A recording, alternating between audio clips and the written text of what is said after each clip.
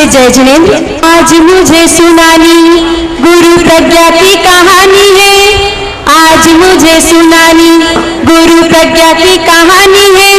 जिनके पिता वीर चंद्र माता सरस्वती रानी है, जिनके पिता वीर चंद्र माता सरस्वती रानी है। जन्म पिंड रही ग्राम, जन्म पिंड रही ग्राम, छिंदवाड़ा में मेरा हुआ। पुष्पदंत गुरु से मिल परिवर्तन जीवन हुआ, पुष्पदंत गुरु से मिल परिवर्तन जीवन हुआ। जी हाँ, आज हम आपको सुनाने जा रहे हैं हमारे परम पूज्य गुरुदेव प्रज्ञा सागर जी महाराज के जीवन के कुछ खास लम्हे, जो हम आपको बताएंगे एक नाटिका के माध्यम से।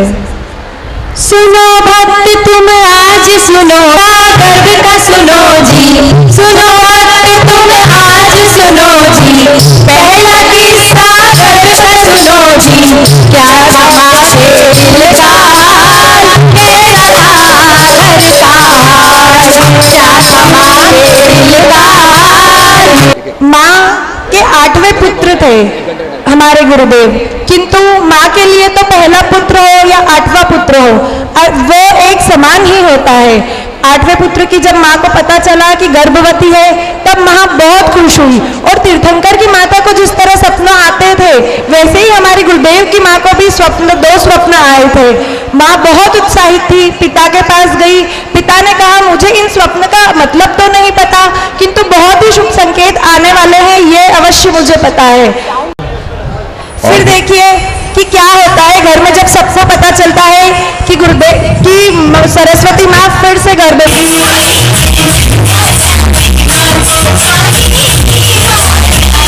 गर्भ की खुशियां मनाते हुए 9 महीने कहाँ व्यतीत हो गए पता ही नहीं चला। और जिस तरह तीर्थंकर की माँ को 9 महीने कोई कष्ट नहीं हुए थे, उसी तरह गुरुदेव की माँ को भी 9 महीने कष्ट बिल्कुल नहीं हुआ।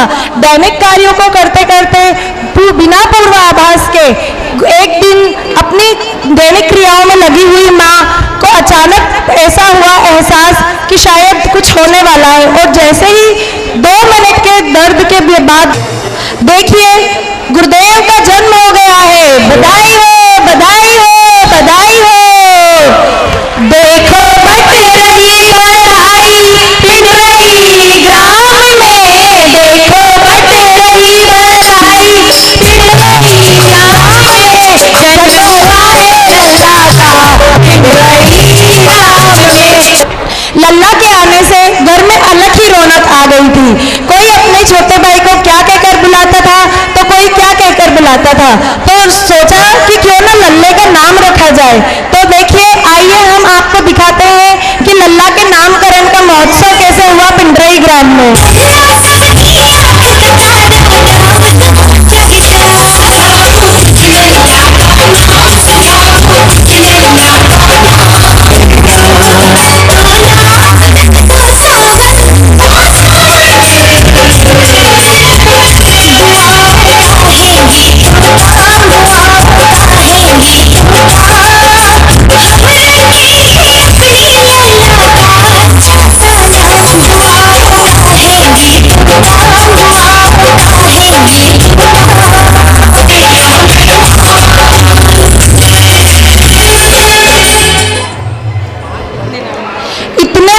सुझाव के बाद भी भाई बहन को कोई नाम पसंद नहीं आया और गुरुदेव प्यार से गुड्डा के नाम से ही बड़े होते चले गए।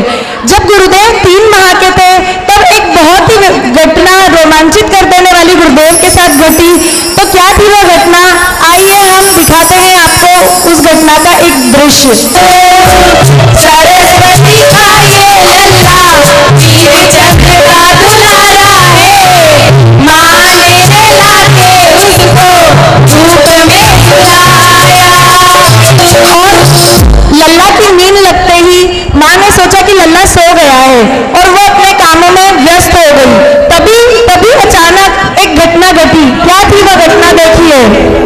वो तो सोया था, देखा बहना ने। वो तो सोया था, देखा बहना ने। गैया एक दौड़ी आई मेरे अंगना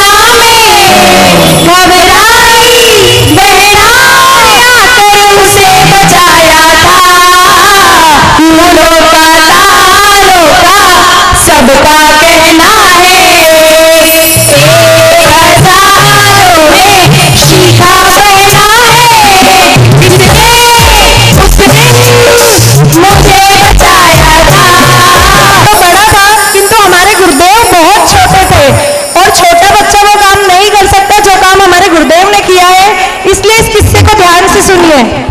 भूखा था लल्ला सामने थी गाय, भूखा था लल्ला सामने थी गाय, भूखा था लल्ला सामने थी गाय, देखते गाने सामने लल्ले जाए, दौड़ कर गया वो भैया के पास, दौड़ कर गया वो भैया के पास, देखो लल्ला ने भूखाए अपनी प्यास, देखो लल्ला ने भूखाए अपनी प्यास।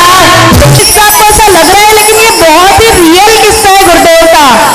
और ये बच्चा तो बहुत बड़ा है, गुरुदेव तो उस समय बहुत छोटे थे, इतने छोटे कि हमें तो इतने छोटे बच्चे को सिखाना भी नहीं आया कि करा से निकल रहा था। किंतु माँ को एक दिन चिंता होने लगी। क्या थी वो माँ की चिंता, आइए देखते हैं अगले दृश्य में। दौड़ता था खेलता था गाँव की गलियों में बचपन मेरा, बड़ा ही प्यारा था, दौड़ता था खेलता था गाँव की गलियों में बचपन मेरा, बड़ा ही प्यारा था, आने ही देखा बड़ा हो गया लल्ला तो उसको आगे तभी बुलाया था, स्कूल में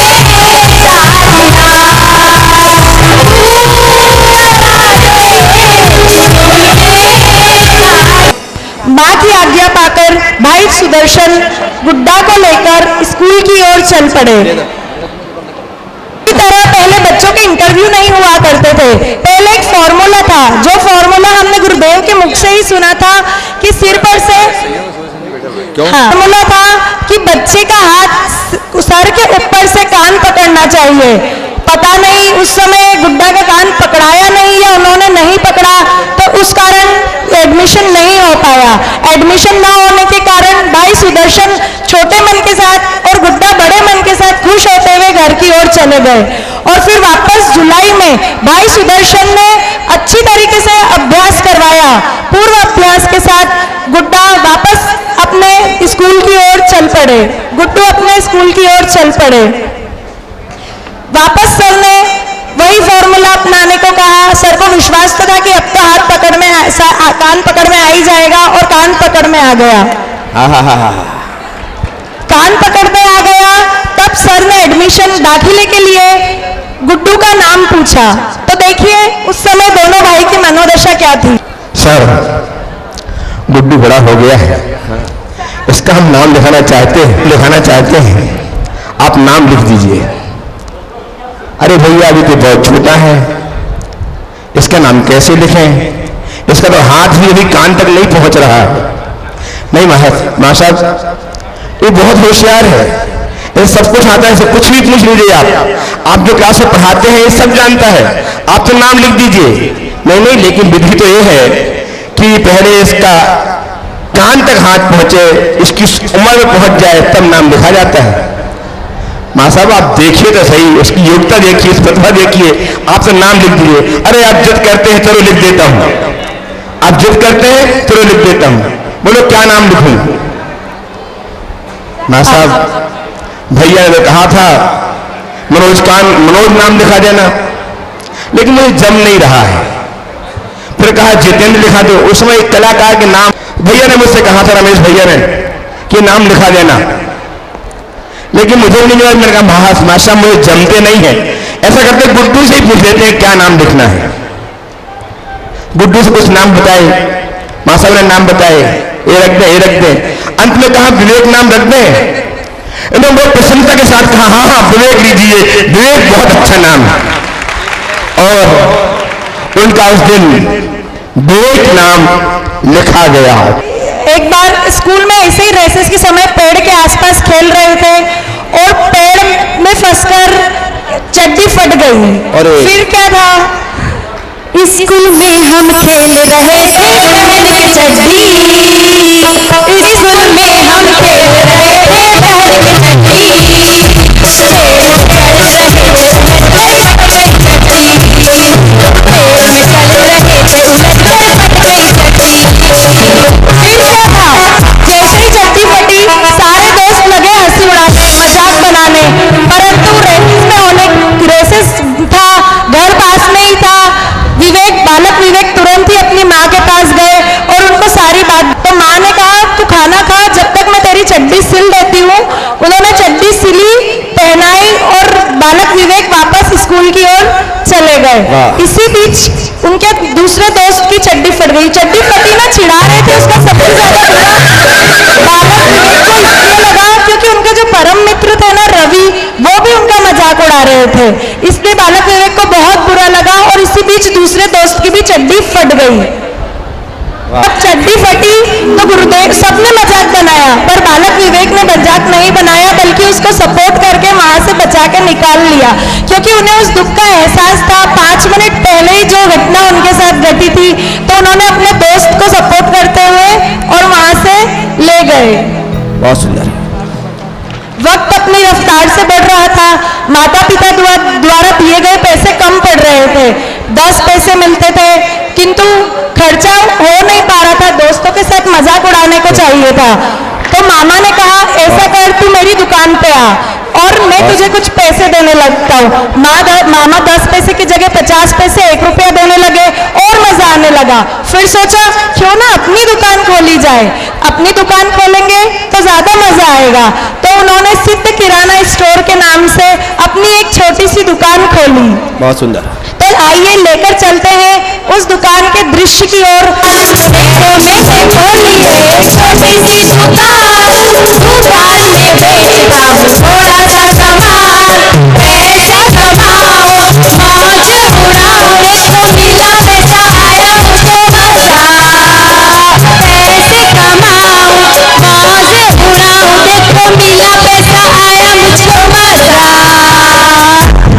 अब तो भैया कमाई बढ़ने लगी और कमाई बढ़ने के बाद तो बड़े बड़ों में एटीट्यूड हो जाता है, तो वो तो बालक विवेक था। तो आइए बालक विवेक के उस एटीट्यूड को दिखाते हैं हम।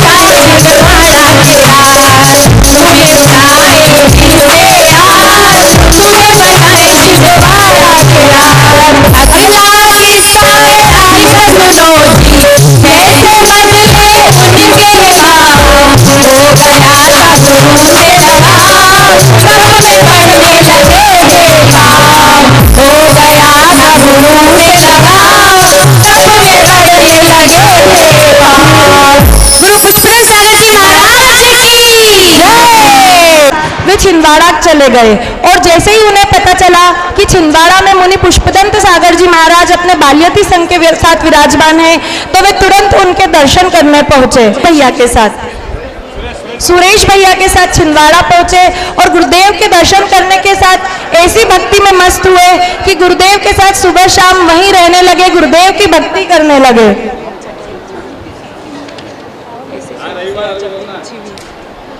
गुरुदेव से 2-3 बार मिलने के बाद बालक विवेक ने गुरुदेव से वहीं रहने की आज्ञा मांगी कि गुरुदेव अब मुझे आप ही के साथ रहना है।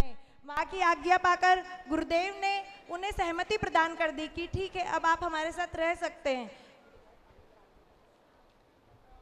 तो आइए गुरुदेव के साथ जो पहली रात्रि थी उसमें क्या दिलचस्प किस्सा, क्या घटनाएं घटी, हम आपको बताते हैं इस दृश्य के माध्यम से। रात्रिकालीन समय आ चुका है और गुरुदेव ने बालक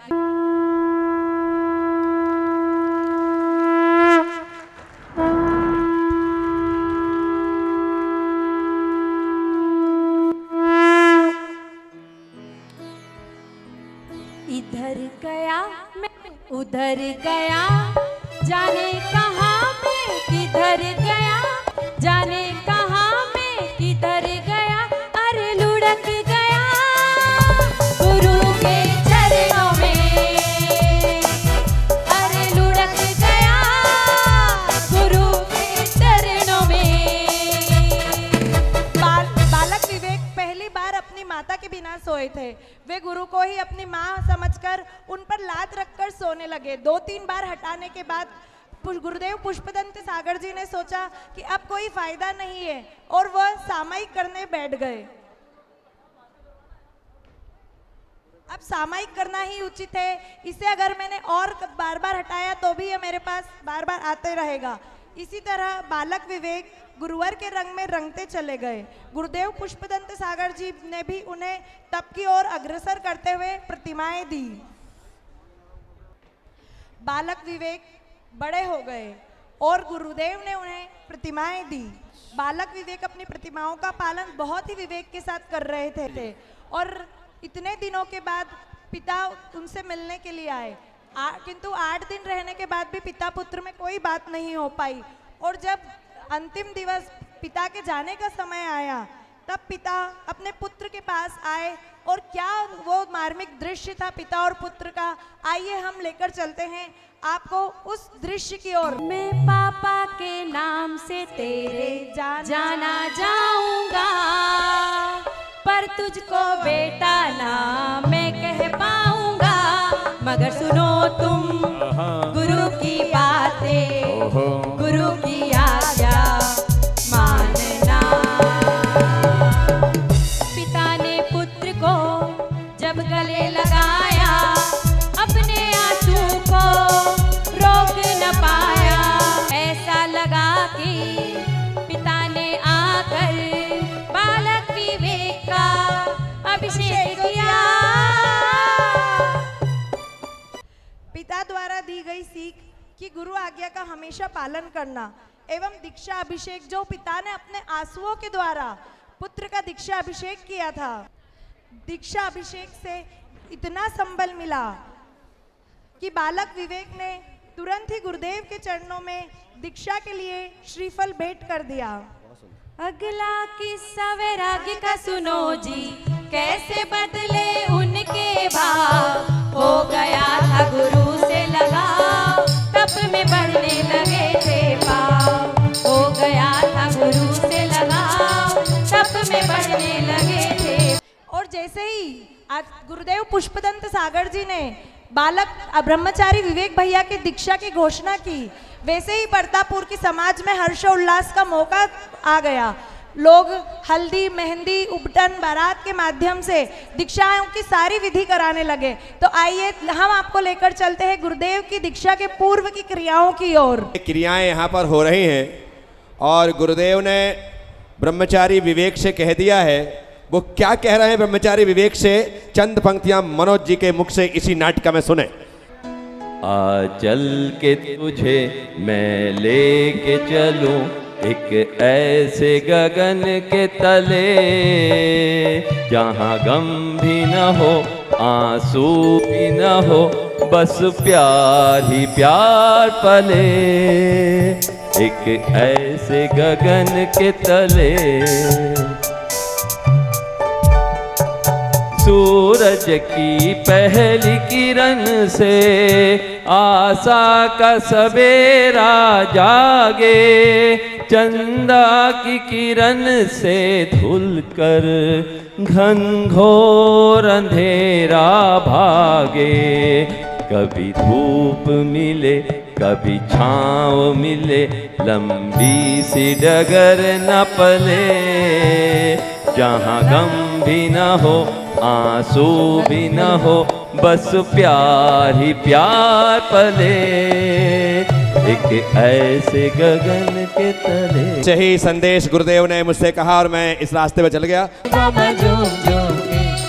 हल्दी लगाए आज भैया को सब झूम झूम के, सभी हल्दी लगा रहे हैं, खुशियां मना रहे हैं। और सुंदर। अब हल्दी के कार्यक्रम के बाद बालक विवेक को मेहंदी की तैयारियां होने लगी। तो आइए देखिए। हाथा में बैराज नाम की आई मंगल घड़ी, देखो मारे आंगन हाजरी। गुरुओं का आशीष भैया संग होगा, गुरुओं का आशीष भैया संग होगा। भैया को लगी है लगन मोक्ष धाम की, इसलिए लग रही जो भी है मेहंदी हो गई है। बारात, दीक्षा की जो बारात होगी उसमें सिर्फ गुरुदेव का परिवार जो पिंडराई से आया है, बहुत बढ़िया, सिर्फ वो ही रहेगा। छोरी बरातियों नाचो रे बरातियों। गुरुदेव का आशीर्वाद पाकर तप की ओर अग्रसर करते हुए देखिए कैसे अपने वस्त्रों को निकालते हैं। दीक्षा जीवन है दीक्षा मेरे गुरुवर की, हम नित नित शीश झुकाते हैं। आचार्य गुरु के चरणों में श्रद्धा के सुमन चढ़ाते हैं।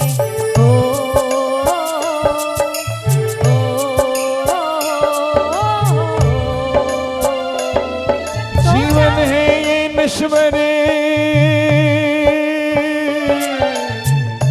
को भेंट दिया। को दीक्षा के संस्कार दे रहे हैं। मुनि उस टाइम गुरु के भाव, धर्म की ओर बढ़ना है, आत्म कल्याण करना है, जीवों का कल्याण करना है। इन्हीं भाव, यही भाव प्रज्ञा सागर जी गुरुदेव के चल रहे हैं इस समय। और दीक्षा की क्रिया जैसे ही संपन्न हुई वैसे ही आचार्य गुरुदेव पुष्पदंत सागर जी महाराज ने उनके नाम की घोषणा की कि आज से ब्रह्मचारी विवेक भैया मुनि प्रज्ञा सागर कहलाएंगे। जय हो जय हो, जय हो। श्री प्रज्ञा सागर।